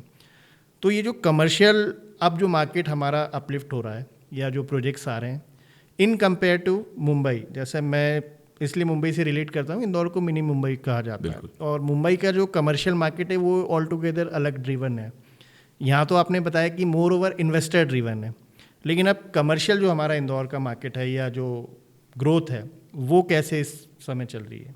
देखिए जिन जिन एरिया में आबादी अच्छी है, जो मैंने कहा कंफर्ट देखते हैं हम, तो वो कंफर्ट की वजह से वहाँ पे अब कमर्शियल जोन डेवलप हो रहे हैं। मैं एक एग्जांपल लेता हूँ, रीसेंट एग्जांपल्स हैं, जैसे निपानिया हो गया, स्कीम 140 वाला एरिया हो गया। रिंग रोड पे अगर आप देखेंगे तो छोटे छोटे कमर्शियल बनने शुरू हो गए हैं अब, क्योंकि अब लोगों को कंफर्ट चाहिए, घर के नज़दीक चाहिए सब। ट्रेवल टाइम बहुत हो गया है, लोगों के पास टाइम कम है, प्रोफेशनल लाइफ, ट्रैफिक और एक ट्रैफिक एक बहुत बड़ा इशू है। मतलब इससे पहले ये होता था, 10 साल पहले हम मौका ढूंढते थे कि आउटिंग के लिए चलो दूर चलते हैं, मॉल चलते हैं, रिंग रोड हम घूमने आते थे पहले। हाँ, अब वो खत्म हो गया। अब कौन ट्रैवल करेगा यार, घर के पास ही देख लो यार। तो वो जो कंफर्ट की तलाश है ना, इसलिए डेवलपर को वहाँ से बूस्ट मिलता है कि नहीं है, people are preferring nearby, कि उनके पास में कोई ऑर्गेनाइज कमर्शियल हो। तो अब आप देखोगे कि जो रेसिडेंशियल पॉकेट्स हैं वहाँ पे ऑर्गेनाइज कमर्शियल शुरू हो गए हैं। बिल्डिंग्स बन रही हैं जिनमें ऑफिसेज हैं, जिनमें शोरूम्स हैं, और वो इसलिए कि वहाँ के जो लोग हैं वो वहीं पे शॉपिंग करना प्रेफर करेंगे। ओल्ड सिटी में थोड़ा सा प्रॉब्लम है क्योंकि वहाँ पे इस तरह के कमर्शियल वो नहीं है, पर एबी रोड पे आप देख लें, रिंग रोड पे आप देख लें, इवन बाईपास पे कमर्शियल शुरू हो गए। ऊनो बिजनेस पार्क जैसे मैं नाम लेता हूँ उसका, तो वो एक शुरुआत है। अब उससे मिलते जुलते आप देखना आने वाले 3-4 सालों में आपको कम से कम 25-50, हाँ काफ़ी सारे, मतलब जब मैं ट्रैवल करता हूँ बाईपास साइड या सुपर कॉरिडोर से, तो काफ़ी कमर्शियल अब लाइनअप दिखते हैं। और वो इसलिए कि आसपास बसावट आ गई, और ये बसावट समय के साथ बढ़ेगी। शुरू होने में दिक्कत होती है, एक बार शुरू हो गई ना फिर प्रॉब्लम नहीं है। ओके, एक को देख के 2, 2 को देख के 4, 4 को देख के 16, फिर वो मल्टीपल होता जाता है। आप किसी भी टाउनशिप का या इंदौर के किसी भी एरिया का अगर आप देखेंगे बसावट वाला हिसाब किताब, खंडवा रोड को छोड़ दीजिए, बाकी सब जगह मल्टीपल हुआ है। जैसे उज्जैन रोड नहीं जाता था कोई रहने, पर अब देखो आप टोल तक तो मतलब जगह ही नहीं है, पूरा डेंसली पॉपुलेटेड है, वो अपार्टमेंट्स भी बन गए हैं और प्लॉटिंग, हर टाइप के प्रोजेक्ट्स, प्लॉटिंग भी है, हाई राइज भी है, अपार्टमेंट भी है, विलास भी हैं, प्लॉटिंग भी है, सारी चीज़ें आ गई वहाँ पे। क्यों? क्योंकि बसावट आ गई। ओके, हॉस्पिटल सामने है, आसपास 2-3 स्कूल खुल गए हैं, मार्केट बन गई है, अब ऑर्गेनाइज मार्केट शुरू हो गई वहाँ पे, कमर्शियल कॉम्प्लेक्स आ रहे हैं उज्जैन रोड पे। एक चीज़ मैं और सर, एक अच्छी चीज़ जो कमर्शियली में जो देखने को मिल रही है अब, कि आप अपोलो ग्रुप को बिलोंग करते हैं, एक अपोलो टावर उन्होंने बनाया था, और रिसेंटली अभी एक मैं आज सुबह ही होकर आया उस बिल्डिंग में, अपोलो हाई स्ट्रीट बनाया। दोनों का अगर मैं आर्किटेक्ट बोलूँ या फैसिलिटी बोलूँ या इंफ्रा बोलूँ, मतलब 10x है। तो ये जो आर्किटेक्चरल चेंज हम देख रहे हैं इंदौर में, ये कैसे इंस्पायर हो रहा है? क्योंकि कहने को तो आप वो वही फिर एक शॉपिंग कॉम्प्लेक्स भी बना बना सकते थे, सकते हाँ, थे, मतलब normal क्योंकि इन shopping। प्रोजेक्ट्स की जनरली कॉस्ट ज़्यादा आती है। बिल्कुल। और मैं जो ऑब्जर्व करके आया कि इसमें अब जो ब्रांड्स भी आ रहे हैं वो भी नेशनली आ रहे हैं या इंटरनेशनल ब्रांड्स आ रहे हैं, तो ये जो एक ट्रांसफॉर्मेशन हो रहा है आर्किटेक्ट का और लोगो का, तो ये इस चीज़ को आप कैसे देखते हो और कहाँ से ये इंस्पिरेशन ड्रॉ कर रहा है हमारा इंदौर? देखिए अपोलो, मैं अपोलो से बिलोंग करता हूँ इसलिए नहीं कह रहा, पर अपोलो हमेशा इनोवेशन पे फोकस रहा है। Okay. हमेशा अपोलो टावर से अगर आप देखेंगे जर्नी करीब 30-35 साल पुरानी जर्नी है, तो अपोलो टावर में भी उन्होंने कुछ ऐसे इनोवेशन दिए थे। एस्केलेटर इंदौर में पहली बार लगाए थे, हाँ, वहाँ पर पहली बार है ना। एक अपोलो स्क्वायर हमने बनाया था जंजीर वाला पे, उसमें कार आपकी रूफ पे पार्क ऊपर होती थी। रूफ पे कार पार्क होती थी। देखिए हम आपको स्पेस तो वही दे रहे हैं, 4 दीवारें होंगी, फ्लोरिंग होगी और उसके साथ छोटी मोटी एम्यूनिटीज होंगी, लेआउट्स में चेंजेस होते हैं, बट बेसिकली कंसेप्ट और इनोवेशन जो है वो आप अपोलो के हर प्रोजेक्ट में आपको मिलेगा। और जो हमारे डायरेक्टर्स हैं, ओनर्स हैं, वो बहुत आगे का सोच के प्रोजेक्ट प्लान करते हैं। ओके, मतलब अगर हाँ, मैं मतलब एक रीसेंट एग्जांपल देता हूँ। हमने 2008-9 में अपोलो डीबी डिज़ाइन किया था और आज 2024 में आज भी वो आर्किटेक्चर रिलेवेंट है। एंड मैं प्राउडली कहता हूँ कि हमारे अपोलो डीबी सिटी को best township of central India का अवार्ड है। और जो अपोलो प्रीमियर हमारा कमर्शियल बिल्डिंग है, जो हमने 2015 में शुरू किया, 18 विजयनगर स्क्वायर पे, उसको central India's best commercial building का अवार्ड है। अगेन इनोवेशन, कंसेप्ट, रिस्क, क्योंकि इनोवेशन में रिस्क होती है। अगर इनोवेशन नहीं चला तो आप फेल हो सकते हो। तो ये अपोलो ग्रुप की विशेषता है कि वो इनोवेशन इनोवेशन के साथ जाते हैं, रिस्क टेकिंग रिस्क कैपेसिटी लेते हैं अपोलो की ज़्यादा है वो। तो ये एक पॉजिटिव जो चीज़ है। अब ये धीरे धीरे लोग दूसरे बिल्डर्स भी अडॉप्ट कर रहे हैं, वो भी इनोवेशन की तरफ मूव हो रहे हैं, वो भी थोड़ा रिस्क लेना शुरू कर रहे हैं। इनोवेशन को मिलता है पैसा, मैंने देखा है। आपको मतलब लोग प्यार देते हैं। और शायद सर यही इनोवेशन अट्रैक्ट करती है बड़े ब्रांड्स को या नेशनल इंटरनेशनल ब्रांड्स भाई आज ही जितने बड़े ब्रांड्स आ रहे हैं इंदौर में, उसकी वजह है कि ये इंफ्रास्ट्रक्चर उन्होंने शायद सोचा ही नहीं था कि इंदौर में ऐसा इंफ्रास्ट्रक्चर मिलेगा। मैं जैसे कल आपसे बात भी कर रहा था कि हमें पूरे इंदौर का एक पूरा टूर बनाना चाहिए, क्योंकि आज भी लोगों के परसेप्शन में वही पुराना इंदौर है, वही छोटी छोटी बिल्डिंग्स है या वही टाउनशिप्स हैं। लेकिन जब जैसे आप जिस एरिया में आप लोकेटेड है, निपानिया एरिया, जब मैं भी उधर जाता हूँ तो एक वो अलग फील आता है उधर। अब एक हाई राइज बिल्डिंग कॉन्सेप्ट जो पूरा लाइन से दिखता है और मॉडर्न आर्किटेक्ट दिखता है। 2008 में ये अपोलो की रिस्क और इनोवेशन था। अपोलो और भास्कर समूह ने ये सोचा था कि हाई राइज कल्चर इंदौर में, जबकि बहुत पॉपुलर नहीं था उस समय, इंदौर में 2-4 हाई राइज बिल्डिंग थी। एक्सेप्टेबल होगा कि नहीं ये भी नहीं पता था, बट रिस्क ली, इनोवेटिव आइडियाज थे, आर्किटेक्चर रिलेवेंट था, इनोवेशन ही था। 30 एकड़ पे एक टाउनशिप बनाई जिसमें हमने प्लॉट भी दिया, कमर्शियल भी दिया, अपार्टमेंट्स का मिक्स दिया हमने, 1 BHK टू 5 BHK उसमें अपार्टमेंट्स हैं। तो this is pure risk man. वो टाइम पे ये रिस्क ही थी। मतलब कई लोगों ने दी, अरे वो कौन जंगल में जाके खरीदेगा, कौन रहेगा वहाँ जाके। पर अब आज देखिए, अब जंगल में मंगल है। तो ये आपको रिस्क जो लेने की जो कैपेसिटी है, इनोवेशन जो आप करते हो, ये आपको पे करता है सूनर और लेटर। ये एक अलग ये हो सकता है मैटर कि कोई जल्दी एक्सेप्टेड हो जाता है, कुछ में थोड़ा सा टाइम लगता है। अब रियल एस्टेट थोड़ा सा सब्जेक्ट ऐसा है, थोड़ा एक टाइमलाइन इसकी लंबी है बिल्कुल, क्योंकि कंस्ट्रक्शन में भी टाइम लगता है, फिर एक्सेप्टेबिलिटी आने में भी टाइम लगता है, फिर डिमांड सप्लाई जो है उसको भी मैच करने में टाइम लगता है। दैट्स वाई काफ़ी लोग वही जो आपने बताया इनोवेशन से डरते हैं और एक जैसी चीज़ों पे ही काम करते हैं। लेकिन ये पूरा एक सिनेरियो चेंज हो रहा है इंदौर में, और कमर्शियल्स में तो खासकर हो रहा है, रेसिडेंशियल में अभी भी टाइम लगेगा। आशीष भाई, ये जो माइग्रेशन है ना, क्योंकि अब आपके यहाँ बड़े शहरों से लोग आ रहे हैं, जो बड़े शहरों से त्रस्त हो गए, वहाँ के ट्रैफिक से, वहाँ की आबो हवा से, वहाँ की लाइफस्टाइल से, मशीनी ज़िंदगी से। ऑल्दो अब इंदौर भी उसी राह पे है, पर हाँ अभी लगेंगे हमको 10-15-20 साल, 10-15 साल लगेंगे उस तरह की मशीनी ज़िंदगी जीने में, बनने में। पर हाँ, वहाँ का आदमी यहाँ एंजॉय करता है, यहाँ की हवा उसको पसंद आती है, यहाँ का वेदर पसंद आता है। ठीक है, ट्रैफिक अभी एक इशू है। मुझे लगता है गवर्नमेंट और अगर जनता और गवर्नमेंट मिलके इस पे सोचेंगे तो जैसे हम सफाई में लगातार 7 साल से नंबर 1 है, 2-3 साल में हम हो सकता है ट्रैफिक में भी नंबर 1 हो जाए। तो थोड़ा डिसिप्लिन अगर ठान लें, और मेरा ऐसा मानना है कि इंदौरी, वैसे ही हम लोग जुनूनी होते हैं, पागल होते हैं। मैं भी अपने आप को इंदौरी कहता हूँ, 15 साल हो गए इंदौर में रहते हुए, और इंदौर से कनेक्टेड हूँ बचपन से ही, 8-9 साल की उम्र से इंदौर आ रहा हूँ। तो इंदौरी होने का फ़क्र है। मुझे लगता है कि सब कुछ ठीक रहा और तो हम ट्रैफिक में भी नंबर 1 हो जाएंगे, तो फिर ये जगह सिंगापुर से कम नहीं होगी। वेल डिसिप्लिन्ड अगर हमारा ट्रैफिक हो गया तो फिर तो आप देखिए इंदौर क्या स्थिति होती है। इंदौर नो डाउट सर एक ब्लेस्ड सिटी जैसा आपने भी बताया था, और काफ़ी इनोवेशंस पे फोकस रहती है, लोग भी यहाँ के काफ़ी मिलनसार होते हैं कि एक्सेप्ट करते हैं एक दूसरे को जल्दी। तो ये सारी क्वालिटीज़ इंदौर के रियल एस्टेट मार्केट को तो बूम करेगी। मेरा जो अगला सर मैं जो जानना चाह रहा था कि प्राइवेट एंटिटी को मैंने कुछ काम करते हुए देखा, इनोवेशंस पे ज़्यादा काम हो रही है, लेकिन जब मैं सेकंड साइड पे जाता हूँ जो बट ऑब्वियस अथॉरिटी वाली होती है, तो कई बार मुझे वो इनोवेशंस, वो इंटेंसिटी नहीं दिखती है, जिस कारण शायद आप भी सफ़र करते होंगे। बात करूँ मैं, क्योंकि वो इंफ्रा समवॉट रिलेटेड है तो वो सफ़र तो करना ही होगा। तो क्या वो कोलैबोरेशन है आपका अभी अथॉरिटीज़ के साथ? आपकी कम्युनिटी की बात कर रहा हूँ मैं, रियल एस्टेट। देखिए, हम कोशिश करते हैं, एक संस्था है बिल्डर्स की, क्रेडाई, तो वो एक प्लेटफॉर्म है जो गवर्नमेंट से कनेक्टेड होता है। गवर्नमेंट भी जब अर्बन प्लानिंग करती है, जब शहर के विकास की बात होती है, मास्टर प्लान की बात होती है, तो उसमें बिल्डर्स को भी, क्रेडाई के जो ऑनरेबल प्रेसिडेंट या जो भी पोस्ट होल्डर्स हैं उनको इनवाइट किया जाता है, उनसे बात की जाती है, वो उनके भी विचार सुने जाते हैं। परेशानी कहाँ आती है ये तो मतलब आप और मैं हम सभी जानते हैं, मैं बोलना नहीं चाहता, पर जब इंफ्रास्ट्रक्चर डिज़ाइन होता है तो बोलते सभी हैं, सभी अपने सुझाव देते हैं। अब जो वहाँ प्लानर बैठे हैं वो कितने कैपेबल हैं, सबसे पहला सवाल तो ये होता है। आपने 100 लोगों को बुला लिया, 100 लोगों से उनके विचार ले लिए, 100 लोगों ने अपनी अपनी समझ के हिसाब से आपको सुझाव दे दिए। अब हमारे देश में भी कई अच्छे अर्बन प्लानर हैं, अभी हमने विदेशों से भी अर्बन प्लानर्स को बुला के बात की है।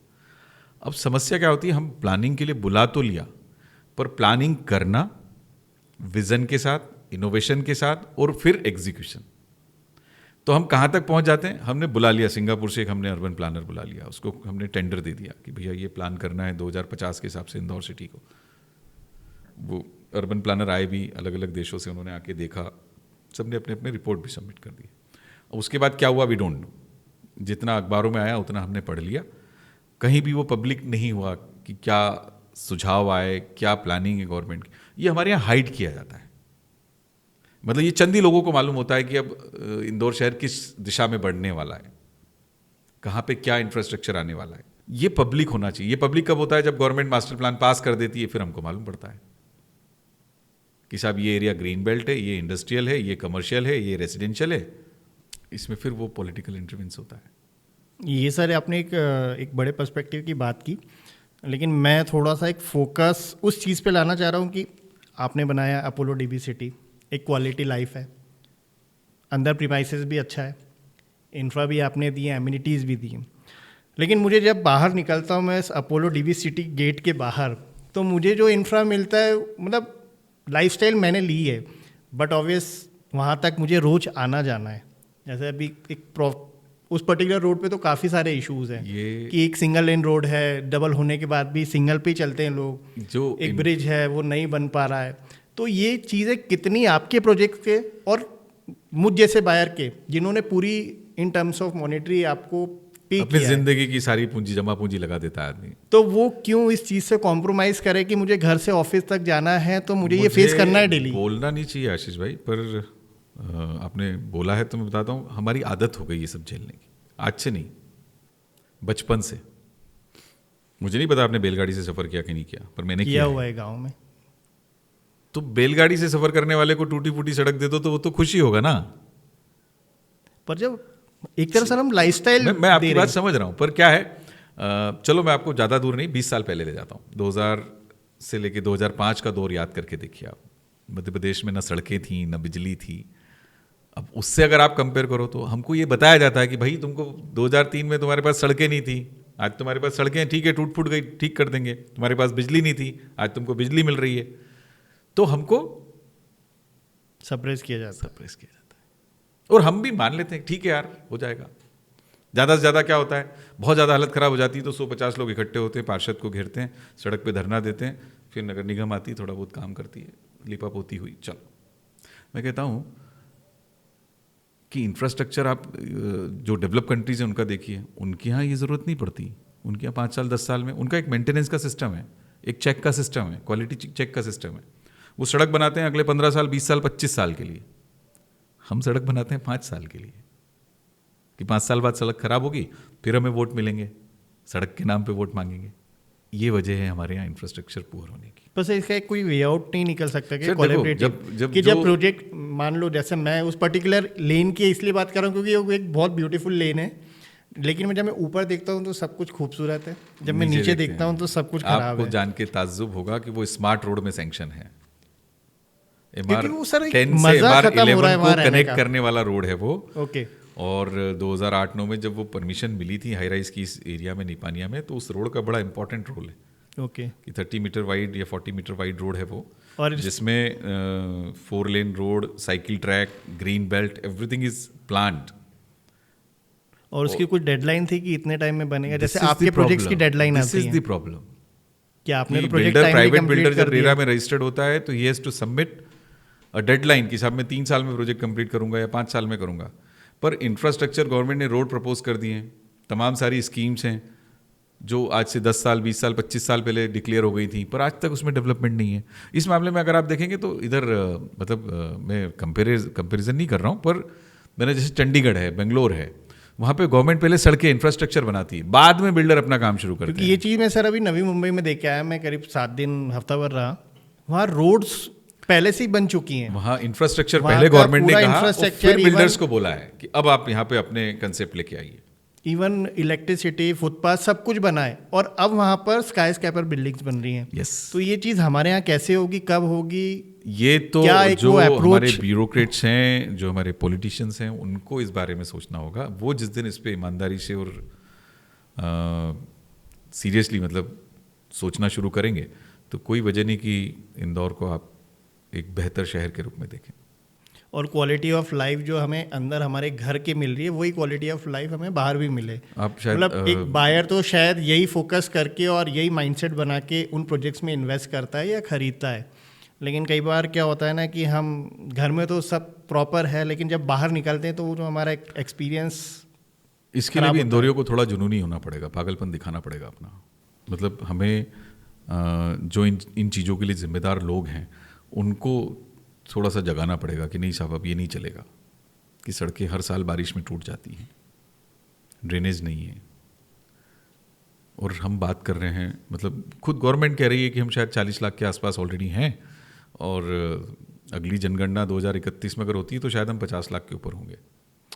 कंसर्न सर मुझे बस इसीलिए था क्योंकि, और आपसे डिस्कशन करने का मोटिव भी यही था कि इंदौर का जो मार्केट है ना वो बहुत बढ़िया दिखता है, बूम है, हर जगह सब कुछ खुशियाँ हैं, लेकिन जब मैं ग्राउंड पे उस चीज़ को फिर देखता हूँ कि जो ऑलरेडी कंप्लीटेड एरिया है वहाँ पर भी अभी बेसिक इंफ्रास्ट्रक्चर में हम लैग कर रहे हैं, तो कैसे, अगर ये वास्तव में सारा यूज़र आ भी गए इंदौर, तो क्या हम सर्वाइव कर पाएंगे जो एग्जिस्टिंग लोग हैं? मुझे पता नहीं क्यों आशीष भाई लगता है जैसे आप हम कहते हैं मध्य प्रदेश में सड़कों का जाल है, पर वो सारी सड़कें फ्री नहीं हैं, सारी टोल रोड हैं। अब ये टोल रोड क्यों नहीं टूटती हर साल?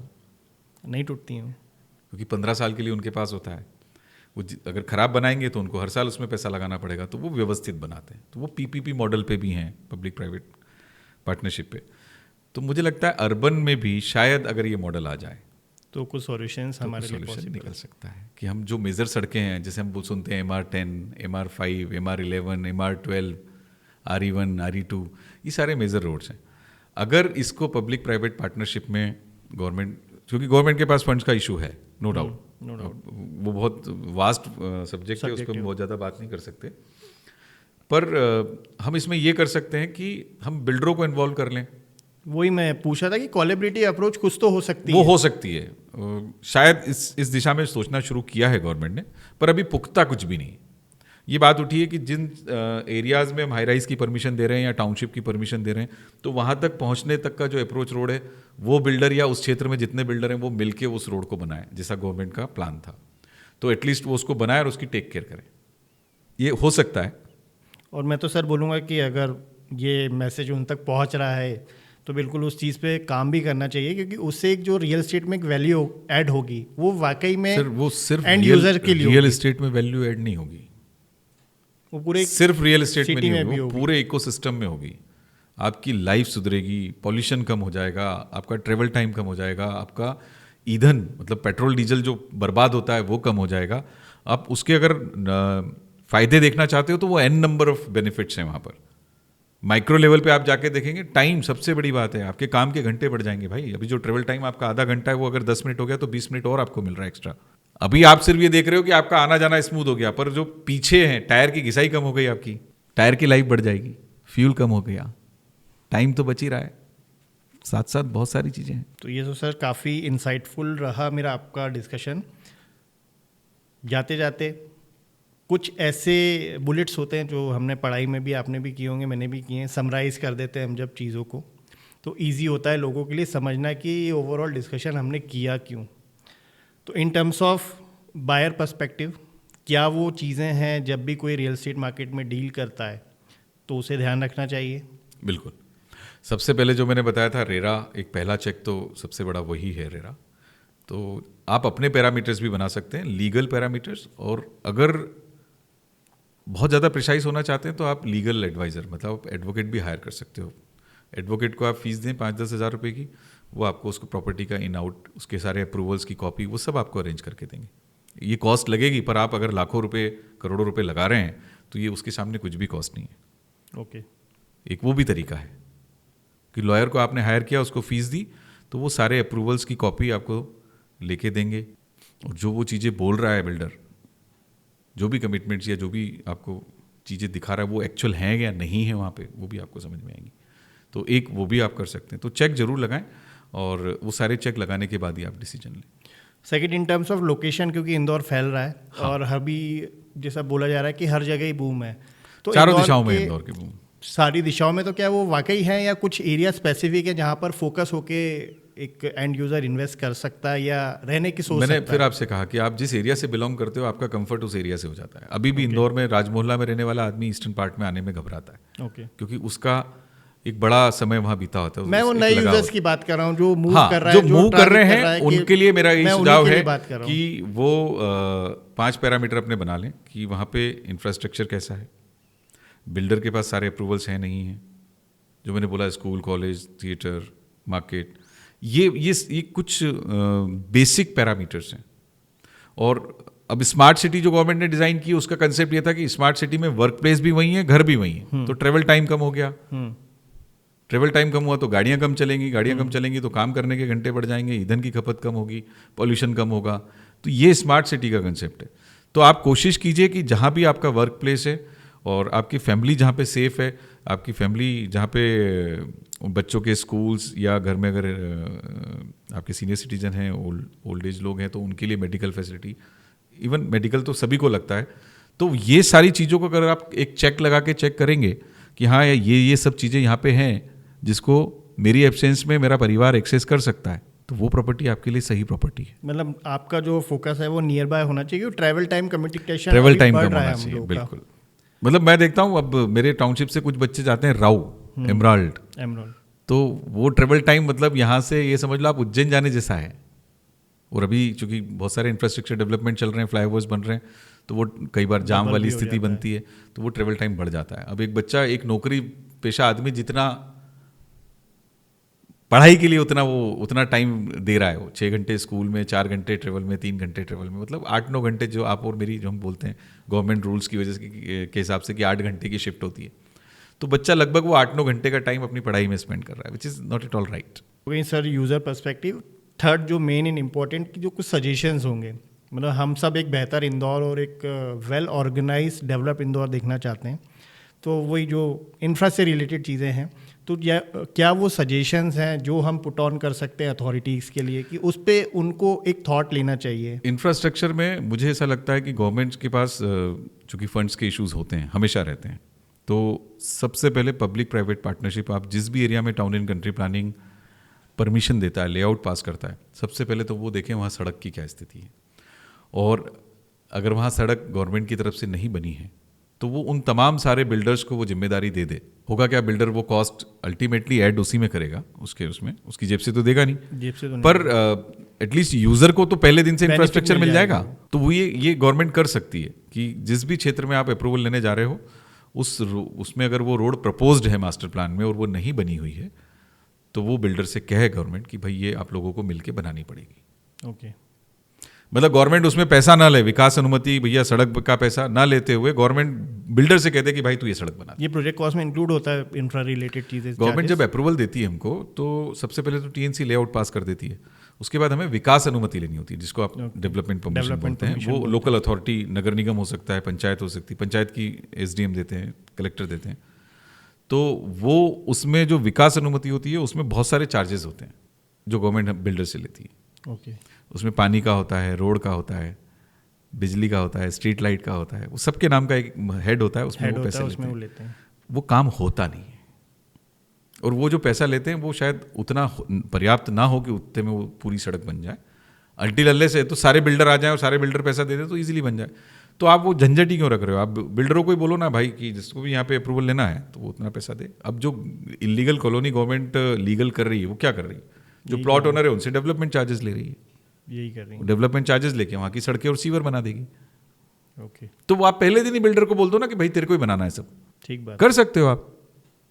भाई आपने सड़कें डिफाइन कर रखी हैं, आप MR12 आज का नहीं है, MR11 आज का नहीं है, MR4, MR5, RE1, RE2 ये आज के तो है नहीं ना, ये आपके पुराने मास्टर प्लान के हैं। तो जब इन मास्टर प्लान पे आप लेआउट पास कर रहे थे तो साथ में कंडीशन डाल दो कि पहले सड़क बनाना भैया, सड़क जब बन जाए तब तो तेरा बिल्डिंग बनाना, प्लॉटिंग करना। और चौथा सर, हम जैसे प्लेटफॉर्म्स के लिए चूँकि इन्फॉर्मेशंस की बात आ रही है कि हम लोग एक इन्फॉर्म वर्ल्ड में भी अनइन्फॉर्म्ड है, कई बार हमें करेक्ट इन्फॉर्मेशन नहीं मिल पाती है, तो हमारे लिए वो क्या सजेशन होंगे बीइंग ए डिजिटल प्लेटफॉर्म? मैं आपको ना एक आशीष भाई बोलता हूँ, क्योंकि आप इंदौर टॉक के थ्रू आपने ना इंदौर को बहुत पूरी दुनिया में फैलाया है, हमारी जो सांस्कृतिक विरासत है उसको भी आपने देश विदेश तक पहुँचाया है, और आपका एक प्लेटफॉर्म है। तो आपके प्लेटफॉर्म से मैं ये कहना चाहता हूँ कि आप इंदौर का जो विज़न है, आप अथॉरिटी से बात करें, वो लोग मास्टर प्लान से आपको उनका विज़न समझ में आएगा कि वो इंदौर को कहाँ देख रहे हैं। अब अथॉरिटीज़ बनाती हैं, मतलब कल्चरल एक्टिविटी के लिए भी जगह होती है, कमर्शियल भी वो अपनी जगह डिफाइन करते हैं, तो वो भी मतलब प्लान तो करते हैं, प्लान तो होता है। अब वो एग्जीक्यूशन पुअर होता है, वो एक अलग मामला है। तो गवर्नमेंट का क्या कंसेप्ट है, एक यूज़र के प्रोस्पेक्ट से वो क्या देख रहा है, वो क्या सोच रहा है, जो मैंने आपको बताया कि जो पैरामीटर्स हैं, जो चेक हैं, अगर वो सारे कंबाइंड आप कर लोगे तो इंदौर में अभी अपार संभावनाएं हैं। इंदौर एक रहने लायक शहर है, रहेगा, और यहाँ आप एक क्वालिटी लाइफ की उम्मीद कर सकते हैं। क्योंकि मुझे सर अभी लग रहा है कि वापस से हमारा ये जो इंदौर है फिर से नया बन रहा है, मतलब फिर से जवान हो रहा है, और जवानी में या तो बच्चा बिगड़ता है, या तो सुधरता है, या तो बनता है। तो हम जो चाह रहे हैं कि वो इंदौर बने, और बहुत सारे चैलेंजेस हैं जो हम सब नो डाउट है, तो इनको जितनी जल्दी हम समझ लें। तो एक आपका प्लेटफॉर्म मुझे समझ में आता है कि इस तरह की जो चीज़ें हैं, लोगों को इनोवेशन के बारे में जानकारी मिले, लोगों को इंफ्रास्ट्रक्चर्स के बारे में जानकारी मिले, लोगों को प्रोडक्ट्स, इन सब चीज़ों से पहले विजन समझ में आए कि कोई चीज़ बन क्यों रही है, कारण क्या है इस सब चीज़ के पीछे, क्यों बना रहे हैं MR1, MR2, MR5, MR12। अभी तक तो सर मुझे भी नहीं पता था, मैंने स्टडी किया जब पता पड़ा कि MR मतलब मेजर रोड्स होते हैं। तो ये सारे जो इनके पीछे की जो थॉट प्रोसेस है, उसको कहीं ना कहीं यूज़र को लिंक करना पड़ेगा, कोरिलेट करना पड़ेगा, और जब वो कोरिलेट करेगा तो उसके लिए डिसीजन लेना आसान हो जाएगा, और फिर इंदौर का रियल एस्टेट भी ग्रो करेगा। नहीं सर, डेफिनेटली हम आपके सजेशन पे हम अथॉरिटीज से भी कनेक्ट करेंगे कि उनके भी थॉट जाने हैं हम इंदौर के लिए, मतलब वो बहुत जरूरी है आशीष भाई। जनता को मालूम तो हो कि गवर्नमेंट क्या सोच रही है, ब्यूरो मतलब जो सिस्टम है, जो शहर को संभालने वाले लोग हैं, वो उनकी क्या थॉट प्रोसेस है, और उनका भी दोष नहीं है भाई, ताली एक हाथ से नहीं बजती ना। उनसे पूछा भी नहीं किसी ने अभी तक। पूछते भी हैं कुछ लोग, ऐसा नहीं है, कुछ जागरूक लोग हैं, वो सूचना के अधिकार के तहत जानकारी मांग लेते, पर जनता की भी उतनी ही जिम्मेदारी है। आप अपनी जिम्मेदारी से मुक्त हो गए, दूसरे को आप उंगली दिखा रहे हो कि ये आपका काम है, ये आपका काम है। डेफिनेटली। तो हमारे भी जो जिसको हम मतलब सामान्य भाषा में कहें सिविक सेंस, सफाई में हमने दिखाया ही ना, सफाई में दिखाया है हम लोगों ने, तो बाकी चीजों में भी दिखा दें, ट्रैफिक में दिखा दें, इंफॉर्मेशन में दिखा दें। आप अपने टैक्सेस टाइम पे कीजिए, वो एक बड़ा कंसर्न होता जा रहा है। आप गवर्नमेंट को टैक्सेस टाइम पे देंगे, जैसे कचरा शुल्क में टारगेट वो स्वच्छता अभियान में था कि कचरा शुल्क जो है आपका वो 100% या अगर अबो 90% है तो you will get certain marks for that. जैसे वो कचरा प्रबंधन में लोगों 90% से ऊपर कलेक्शन आती है, प्रॉपर्टी टैक्स में नहीं आती, डाइवर्जन टैक्स में नहीं आती। तो अगर हम अपनी ड्यूटी पूरी करते हैं फिर हम अधिकार के साथ बात कर सकते हैं। डेफिनेटली भाई जब हम पैसा दे रहे हैं, प्रॉपर्टी टैक्स दे रहे हैं आपको, आपके टैक्सेस टाइमली पे कर रहे हैं, और जितने भी तरह के टैक्सेस जो गवर्नमेंट हमसे मांग रही है वो अगर पे कर रहे हैं तो व्हाई नॉट। अगर आप जैसे प्राइवेट सेक्टर में आप जाते हो, किसी को कुछ पैसा देते हो, बदले में उससे सर्विस लेते हो, वैसी गवर्नमेंट आपसे सेम आपने बताया ना टोल रोड वाला, हम टोल बहुत देते हैं सिंपल सी तभी बात आगे है। बढ़ हाँ, पाते हैं। अभी जैसे MR10 टोल हटा है, पर अब मांगलिया पे आप जाते हो 15 रुपये टोल लगता ही है, बाईपास का टोल 60-65 रुपये 70 रुपये वो देते ही हो आप, वहाँ आप शिकायत नहीं करते हो, क्यों? क्योंकि आपको आगे comfort में निकलना है। है, कंफर्ट में, और अब जर्नी पे है तो अब निकलना ही है। तो जनता को भी जागरूक होना पड़ेगा, जनता जागरूक होगी तो शायद सिस्टम भी थोड़ा सा नहीं aware सर, होगा। हम लोग हमारी साइड से बिल्कुल, आपने जो 2-3 चीज़ें बोली, एक अथॉरिटी से कनेक्ट करके उनके व्यूज़, उनके विजन को जानना। सेकंड, जो टैक्सेस वाला एक इशू है, जो अब वाकई में वो ब्लेम गेम हो रहा है कि सड़कें नहीं है तो हम टैक्स क्यों दें, और दूसरा कि टैक्स नहीं दिया तो सड़कें कैसे बनाएं। वो भी एक problem। तो इस चीज़ को कैसे मिलजुल के रिजॉल्व करें, उस पर डेफिनेटली हम लोग काम करेंगे। मेरा ऐसा मानना है कि अगर हम सब मिलजुल के करेंगे तो हम इस शहर को बहुत सुंदर, बेहतर बना देंगे सर, बनाना ही है इंदौर को बेहतर। इसी इच्छा के साथ और इसी उम्मीद के साथ हम इस शहर में जमे हुए हैं, और काफ़ी सारे लोग मतलब आशावादी हैं और जिनको लगता है कि नहीं, Indore is become a big city, सपनों का शहर है लोगों का। इंदौर की उम्मीदें इंदौरियों को ही नहीं है, इंदौर से हर किसी को उम्मीद है। हाँ, एक ये हमारे साथ एक ये बड़ा वो है कि इंदौरियों से हमेशा उम्मीद की जाती है कि ये कर डालेंगे। तो इस बार भी हम सोच रहे हैं कि चलिए शुरुआत आप जैसे लोगों ने शुरू किया है, और लोग आ जाएं इसमें, इसको आगे बढ़ा दें। बस बढ़ता सर, मोटिव आपको बुलाने का स्टूडियो में और आपसे बात करने का यही था, क्योंकि रियलिटी को मैं बहुत क्लोजली ऑब्जर्व करता हूँ, और हम लोग एक प्रोडक्ट पे भी काम कर रहे हैं, इंदौर टॉक रियलिटी, और ऐसे ही एक इन्फॉर्मेशन पोर्टल है वो, मोर ओवर इन्फॉर्मेशन ड्रिवन है वो। काफ़ी मतलब समय हो गया है। अगली बार जब मिलेंगे तो मैं आपको स्पेसिफिक रियल एस्टेट में क्या क्या चेक्स होते हैं वो स्पेसिफिक इन्फॉर्मेशन मैं आपके माध्यम से ही देना चाहूँगा। हम उसको आपके हमारे दोस्त के। उस कॉन्सेप्ट पे अपलोड करेंगे सारी चीज़ें, कि ज़्यादा से ज़्यादा नॉलेज शेयर हो तो वो। उनको ये पता लग जाएगा कि मुझे क्या प्रॉपर्टी जब मैं लेने जा रहा हूँ तो मुझे कहाँ कहाँ क्या क्या क्रॉस चेक देखना है, क्या क्या पॉइंट्स पे ऑब्जर्व करना है। उसका कंफर्ट एरिया कंफर्ट तो उसी का होगा, बट उस एरिया जोन में उसको क्या क्या चीज़ें चेक करनी है, डेफिनेटली वो हम आपके चैनल के माध्यम से लोगों को जरूर, I am happy to share. मतलब मुझे बहुत खुशी होगी अगर उस इन्फॉर्मेशन से किसी एक आदमी का भी भला हो जाए। भला होगा सर, क्योंकि नीड है उसकी।